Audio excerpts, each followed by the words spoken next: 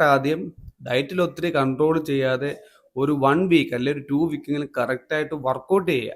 അതിനുശേഷം മാത്രം ഭക്ഷണത്തിൽ പതുക്കെ പതുക്കെ ക്രമീകരണങ്ങൾ കൊണ്ടുവരിക. അല്ലാതെ ആദ്യമേ നിങ്ങൾ ഫുഡൊന്നും കഴിക്കാതെ നിങ്ങൾ ഇത്രയും നാൾ നല്ലപോലെ ഫുഡ് കഴിച്ചതിൻ്റെ കോമ്പൻസേഷനായിട്ട് കഴിക്കാതിരുന്നിട്ട് ജിമ്മിൽ പോയാൽ നിങ്ങൾക്ക് ഫിറ്റ്നസ് ജേർണി കണ്ടിന്യൂ ചെയ്യാൻ പറ്റത്തില്ല. നിങ്ങൾക്ക് വർക്കൗട്ട് ചെയ്യാൻ പറ്റത്തില്ല. സോ ഒരു സമയം ഒരു കാര്യത്തിൽ മാത്രം ഫോക്കസ് ചെയ്യുക. നിങ്ങൾ ആദ്യമേ എൻ്റെ അഭിപ്രായത്തിൽ 2 ആഴ്ച ഫുഡിൽ വലുതായിട്ട് കൺട്രോൾ ഒന്നും ചെയ്ത് അത്യാവശ്യം 3ഓ 4ഓ നേരം കഴിക്കുക.